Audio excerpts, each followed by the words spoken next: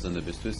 პირველ რიგში მინდა გკითხოთ ინფორმაციაზე, რომელიც ახალხანს გავრცელდა, ვანო მერაბიშვილმა დაანონსა 19 აპრილს აქცია პარლამენტის ყოფის შენობასთან.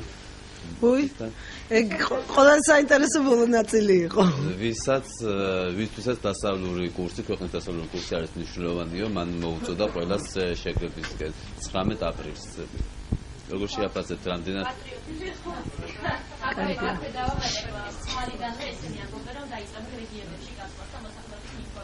მე მეგონა რომ უკვე დიდი ხანია დაწყებული აქვს რეგიონებში გავრცელა.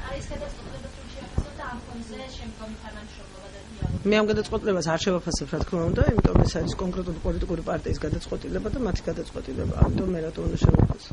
ჩემი შესაფასებელი არ არის ეს.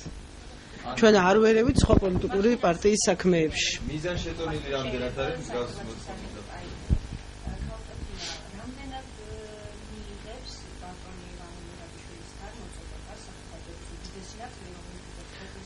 ამას ვნახავთ 19 აპრილს. რამდენად მიიღებს ქვეყნის უდიდესი ნაწილი ვანო მერაბიშვილის აქციაზე დაძახების მოწოდებაში მონაწილეობას. ამას ერთად დავაკვირდებით 19 აპრილს. თუმცა მან მოწოდება გააკეთა იმათ მისამართით, ვისთვისაც მნიშვნელოვანი არის ქვეყნის დასავლური კურსი. გავიგე, გასაგებია.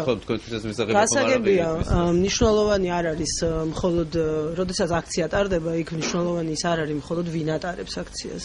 უბრალოდ რა თემაზე ტარდება აქცია.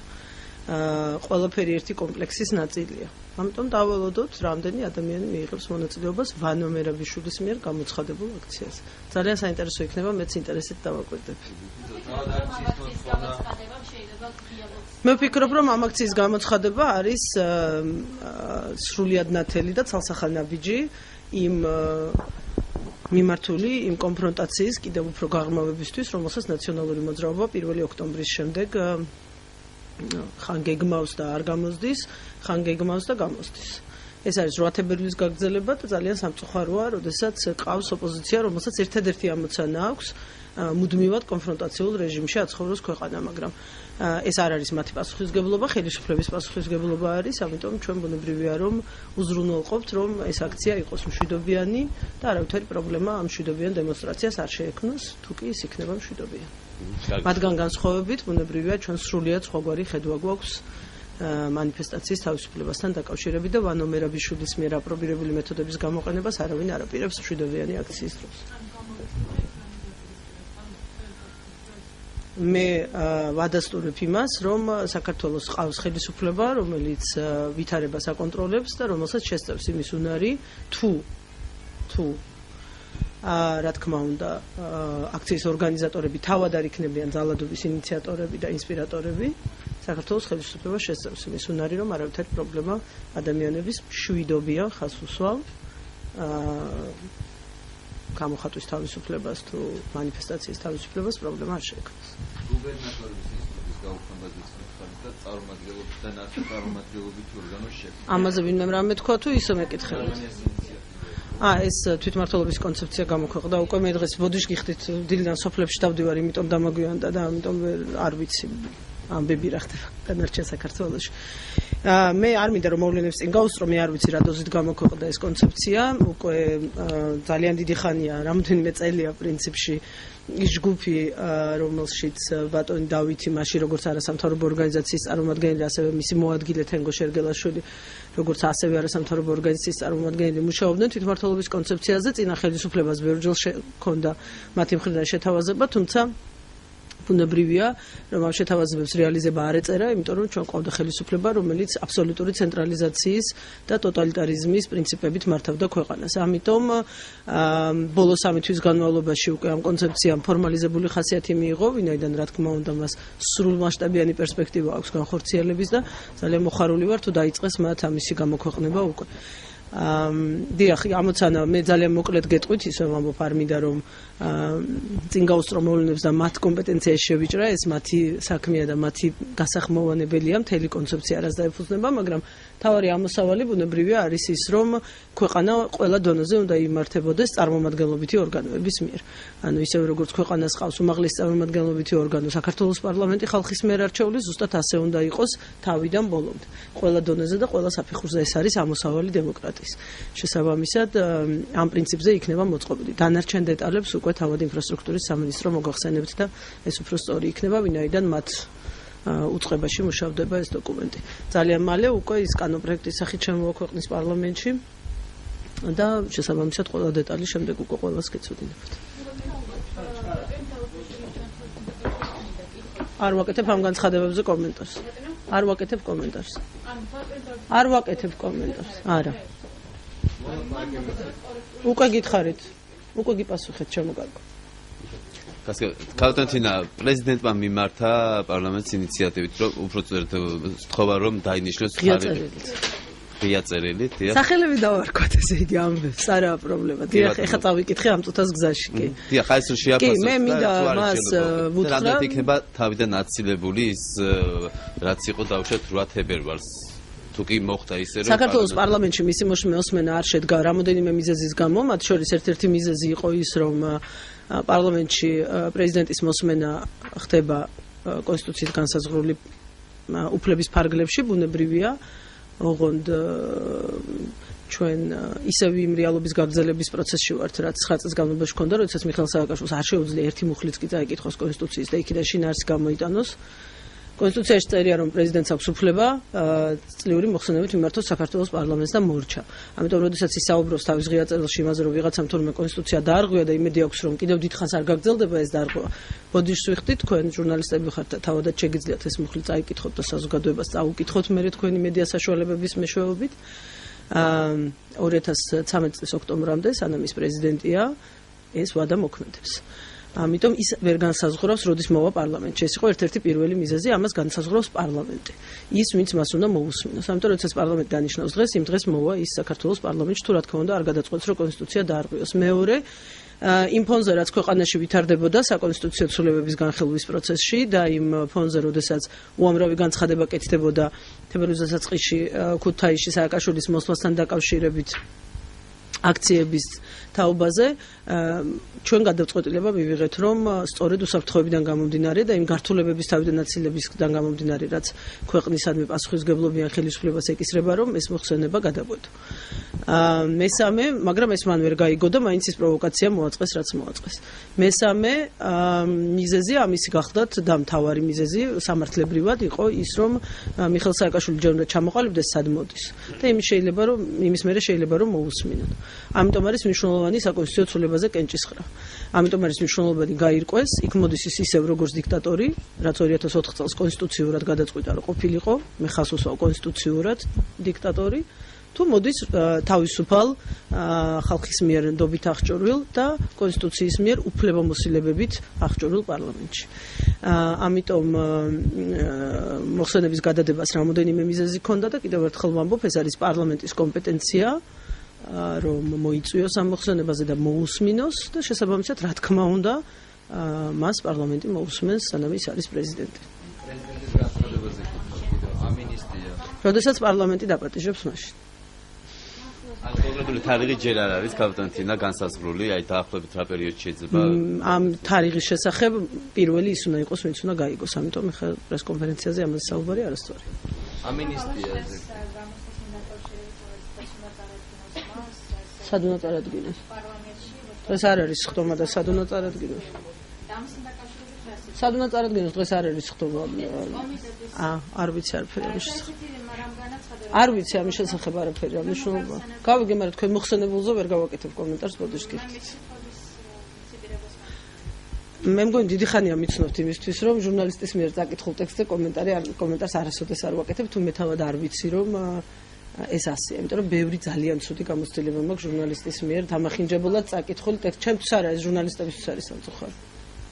კალტონთინა, ამინისტიას სიტყვა პრეზიდენტ ბოგუშ განაცხადა, რომ მიუღებელია მისთვის და მადლობა უნდა გადაუხადონ და ჩამოთვალ პირები, ვინც სახელმწიფო ააშენა და ასე შემდეგ. მე მახსოვს სანდრო გირგულიანის კვლელობის მერე დათა ახალაიასაც გადაუხადა მადლობა სააკაშვილმა, ისე რომ ეს არ არის გამონაკლისი შემთხვევა. დიახ.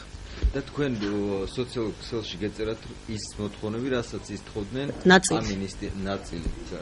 ამინისტიაზე და კონსტიტუცია 2010 წელს მიღებულ კონსტიტუციაზე რაც ცვლილებები უნდა ამოქმედებულიყო, რაც ითხოვდნენ. თუ შეიძლება რო გითხრათ, ანუ კომენტარი. კი, რა თქმა უნდა, ჩვენ გუშინ ძალიან ბევრი რამ მოვისმინეთ. მე ძალიან მწუხვარ, რომ ხელისუფლება ბევრჯერ მიწევს ამ წინადების გამეორება, მაგრამ არ აუშავს. იმავე სტილში აგრძელებს, როგორც 9 წლის განმავლობაში მართავდა ქვეყანას. ოღონდ დღეს დიდი პრობლემა აქვს, რომ ის არ არის ერთადერთი, ვისი ხმაც ისმის ტელეეკრანებიდან. უდიდესი ნაწილი მე არ გულისხმობ დავით ბაქრაძის განცხადებას. ეს ხაზგასმით მინდა ვთქვა. დანარჩენ განცხადებებს გულისხმობ, რომელიც უმცირესობის მხრიდან გაკეთდა. უმეტესობა აქედან რა თქმა უნდა სიმართლეს არ შეესაბამებოდა.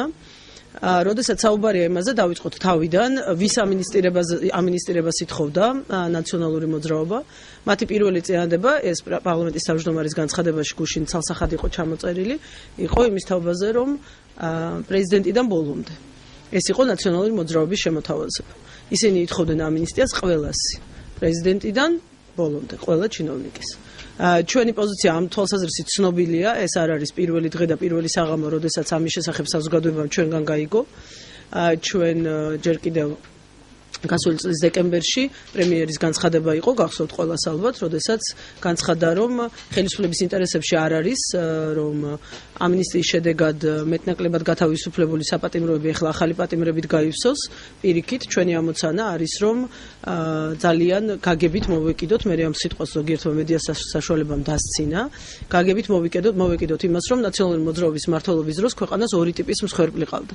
ერთი ტრადიციული გაგებით, ვინც არის მსხვერპლი, ანუ ვინც ხდება პირდაპირ სახელმწიფო ძალადობის მსხვერპლი და მეორე ის რიგითი ჩინოვნიკები, რომლებიც თავად იყვნენ სისტემის მსხვერპლი და ამიტომ იძულებული იყვნენ შეესრულებინათ უკანონო ბრძანებები.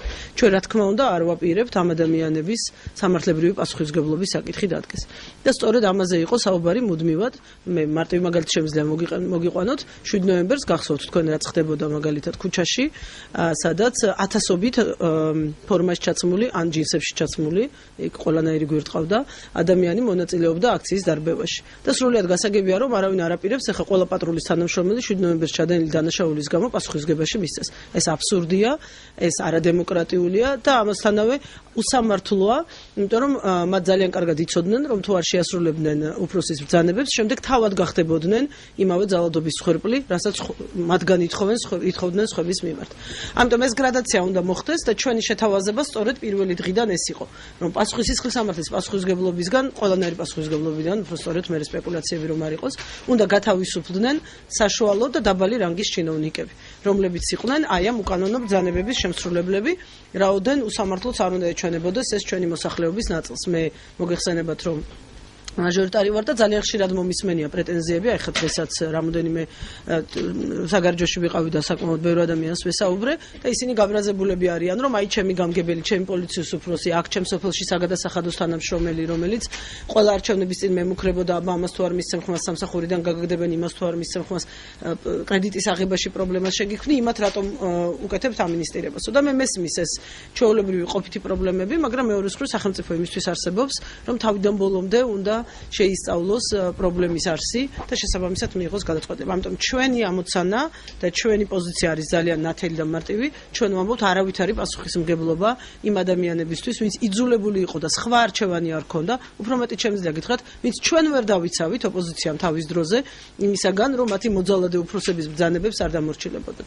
მაგრამ ეს ამინისტია ვერავითარ შემთხვევაში ვერ გავრცელდება იმ ადამიანებზე, ვინც იყვნენ გადაწყვეტილების მიღები და ვინც გასცემდა ამ უკანონო ბრძანებებს. ეხლა ჩვენ გუშინ მოვისმინეთ, რომ თურმე წვრილმანი თანამდებობებისთვისაც ვითხოვთ პასუხისმგებლობას და მე გეტყვით რა არის განსხვავება, მათ მეორე როდესაც მათ ჩვენი პოზიცია მოისმინეს, მე იყო მეორე შემოთავაზება, რომ მაშინ ყველა გავათავისუფლოთ გარდა პრეზიდენტის, პარლამენტის წევრების და მინისტრების. ამითი ამოიწურებოდა სია. და აი ამის შემდეგ თქვენს, რომ ჩვენ წინააღმდეგი ვართ მათი ძალიან დემოკრატიული შემოთავაზების, იმიტომ რომ გვინდა რომ წვრილმანი თანამდებობის პირებიც გავასამართლოთ და ათასები გავასამართლოთ. სინამდვილეში სხვაობა ჩვენს წინააღმდეგებს შორის იმ თავარი სხვაობა იმას გომარებს, რომ მაგალითად მათი ჩამონათვალში არ არის კუდის უფროსი. მაგალითად მათი ჩამონათვალით პასუხისმგებლობისგან ნებისმიერ დანაშაულისთვის ამ ტიპის დანაშაულისთვის გათავისუფლდება ქალაქის მერი. მათ ჩამონათვალის მიხედვით გათავისუფლებიან გუბერნატორები. მათ ჩამონათვალის მიხედვით გათავისუფლებიან მაგალითად თბილისის პროკურორი და სხვა რაიონების პროკურორები. ანუ ის ადამიანები, ვინც სინამდვილეში იყვნენ მთავარი ელემენტი, უფრო მეტიც მოტორი აი უსამართლობის და უკანონო რეჟიმის, რომელშიც ჩვენ ცხოვრობდით 9 წლის განმავლობაში. ამიტომ რა თქმა უნდა, ეს მიუღებელია პოლიტიკურად, ეს მიუღებელია ზნეობრივად და არ არსებობს საქართველოში არც ერთი ადამიანი, რომელსაც ჩვენ შევძლებთ აუხსნათ, ეს რატო გავაკეთეთ. მაშინ, როდესაც მოვედით იმ ტალღაზე, რომელზეც მოვედით და ძალიან კარგად იცით, რომ ერთ-ერთი მთავარი მოთხოვნა სწორედ სამართლიანობის აღდგენა იყო მოსახლეობის მთელი ამ საარჩევნო კამპანიის განმავლობაში.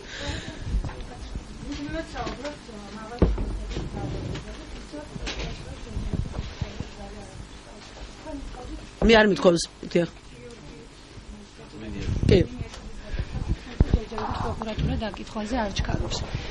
მაყოფილი ხართ თუ არა პროკურატურა? არა, პროკურატურა ბრალი არ წაუყენებიათ, ეს იმას არ ნიშნავს, რომ გაჩერებულია და არაფერს არ აკეთებს. ეს მხოლოდ იმას ნიშნავს, რომ ისინი ძალიან კარგად აცნობიერებენ იმ რეალობას, რომელშიც ჩვენ ვართ. როდესაც ძალიან დიდი გამადიდებელი შუშის ქვეშ არის ყველა და ყველაფერი და შესაბამისად ნებისმიერი შეცდომა საქმეში შეიძლება ძალიან დიდი პრობლემის მატარებელი იყოს.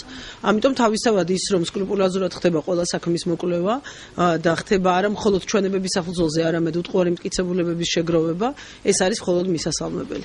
ღვინიაშვილს რაც შეეხება, განცხადება გაკეთდა, იუსტიციის მინისტრმა ის განცხადება გააკეთა, რომ ისინი თანახმარიან ჩამოვიდნენ ქუთაისში და პარლამენტში დაკითხონ.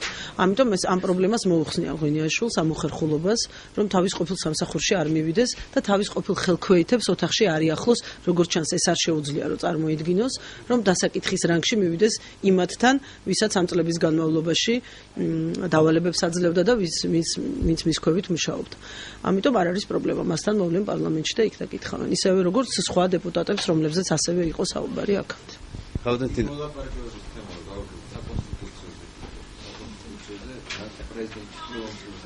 ხო, ორივეზე მკითხეთ თქვენ ამინისტიაზეც და იმაზეც. საკონსტიტუციო ცვლილებების ნაწილს რაც შეეხება, ისიც ტყუილია, როდესაც საზოგადოებას გუშინ ეუბნებოდნენ, რომ 2010 წლის საკონსტიტუციო ცვლილებების სრულად ამოქმედება იყო ჩვენი ინიციატივა. ეს არის ტყუილი.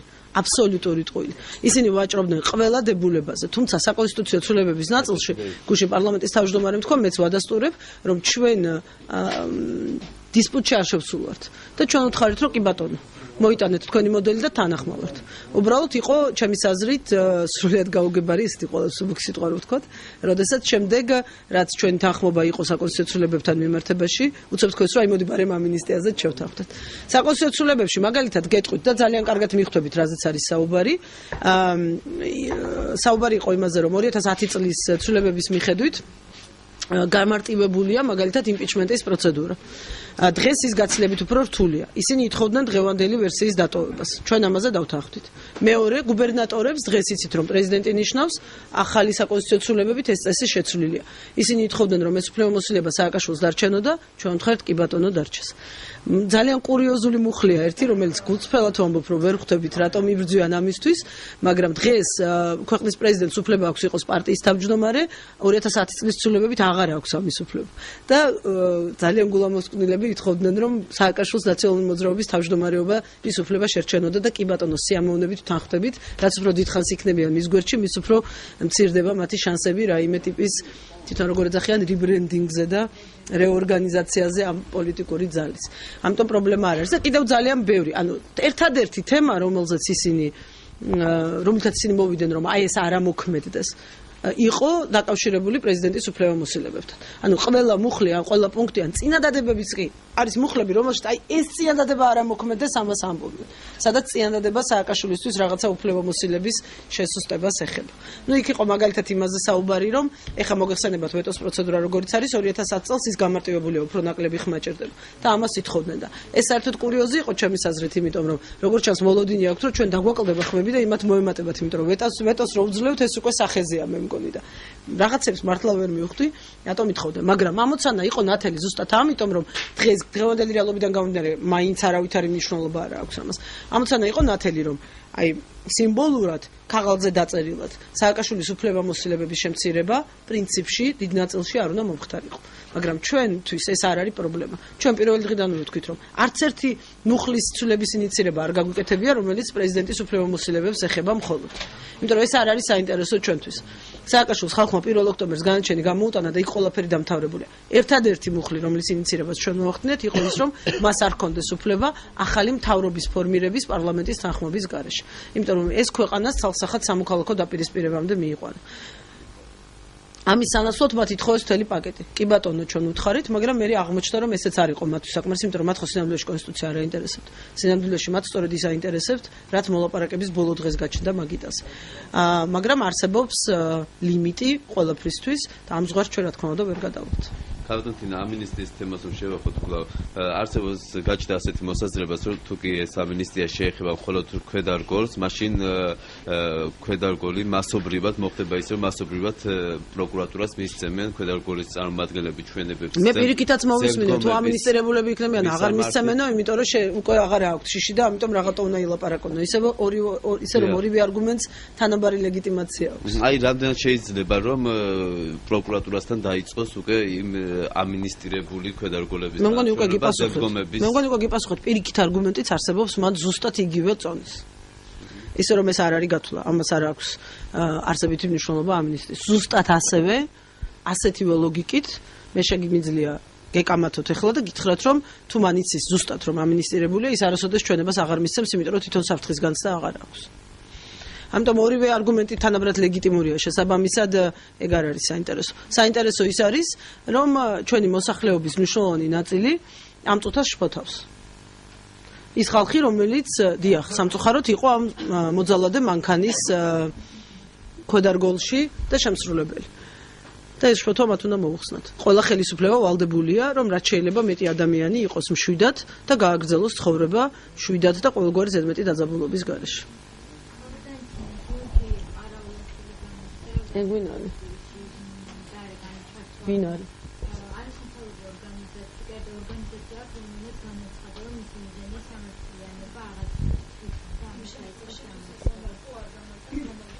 ანუ რაღაც ხო, არ ვიცი მე ვინ არის ეს ადამიანი, მაგრამ ერთი რამე რა ზუსტად შემიძლია გითხრათ, ის არის რომ ჩვენი ხელისუფლების განაცხადი ამ ხრივ ცალსახაა ბევრჯერ თქმულა და ეხლაც გავიმეორებ, არაფერი სიახლე არ იქნება, არ დაუშვებთ არანაირ თვითნებობას ქვეყანაში, ვის მერაც არ უნდა იყოს ის ჩადენილი და რა კეთილშობილურ მიზნებსაც არ უნდა ემსახურებოდეს.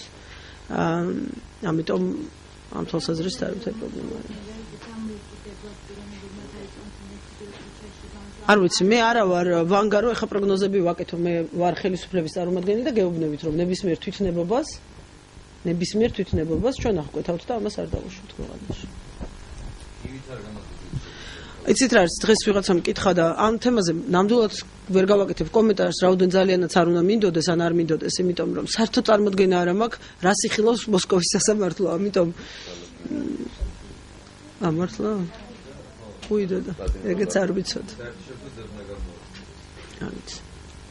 ანუ ეს კონსტიტუციით საქართველოს მოქალაქის გადაცემა რამდენადაც ვიცით უცხო ქვეყნისთვის გადაცემას თუ მეკითხებით დარწმუნებული ვარ არავისთან მე ამაზე კონსულტაცია არ გამივლია მაგრამ ზუსტად დარწმუნებული ვარ რომ გიბით არ გამაძებს რუსეთს არავინ არ გადასცემს საქართველოსთან თუ ეს გაინტერესებთ მაგრამ თუ თავად განაჩენზე გაინტერესებთ ხა იმაზე ვერაფერს ვერ გეტყვით იმიტომ რომ უბრალოდ წარმოდგენა არ მაქვს რაზეა ლაპარაკი და სიმართლე რო გითხრათ არც მაინტერესებს და ბოლოს ჩაგეკითხეთ ქალბატონთინა ხშირად არის საუბარი რომ ნაციონალური მოძრაობის რიტორიკა არ ჭირდება იმ ფორმატში რომელიც არის საჭირო თანამშრომლობისთვის და კონსტრუქციული დიალოგისთვის მათი ქმედებებს ხშირად აკრიტიკებთ ხოლმე მე მაინტერესებს თქვენი შეფასება თუ მეორე მხრივაც გიყენებებ პრეტენზიებს და გოგი ქავთარაძის განცხადებასთან დაკავშირებით რომელიც გამოვიდა პარლამენტის სხდომაზე ინიციატივით რომ საერთოდ კანონგარეშე გამოცხადდეს ნაციონალური მოძრაობა და მასთან ყოველგვარი ინიციატივით გამოვიდა რას ნიშნავს კანონპროექტი შემოიტანა ამის შესახებ უბრალოდ თავისი ანუ ადამიანმა პარლამენტის წევრმა გააკეთა განცხადება კი ბატონო ბევრნაირი განცხადება მოგვისმენია ქართული პოლიტიკოსებისგან ახლა ამაზე რა კომენტარი უნდა გავაკეთო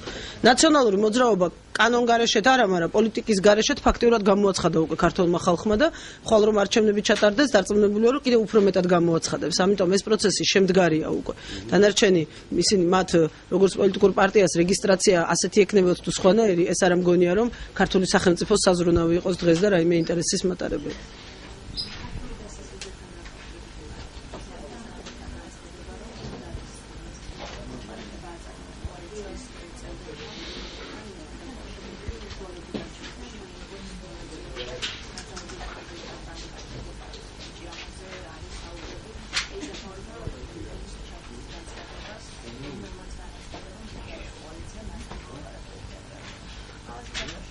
ჩვენ მთელი წელი საარჩევნო კამპანიის პროცესში გქონდა მასთან საუბრები, ამიტომ საუბარს, დიალოგს და მოლაპარაკებას წინ არაფერი არ უდგას. თავისთავად. ჩვენ არ ვეკუთვნით იმ ხალხს, ვინც ქვას ისვრის. ჩვენ ვართ ის ხალხი, რომელიც ამჯობინებს ყოველთვის, რომ ქვის როლას ლაპარაკი ჯობია. ამიტომ ლაპარაკს წინ არაფერი არ უდგას გარწმუნებთ.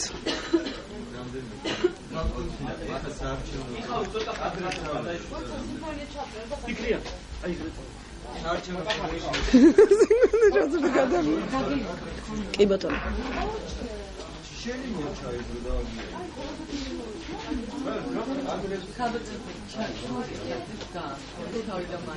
ცალკე რატო? მე იმდენი დავაგვიანეთ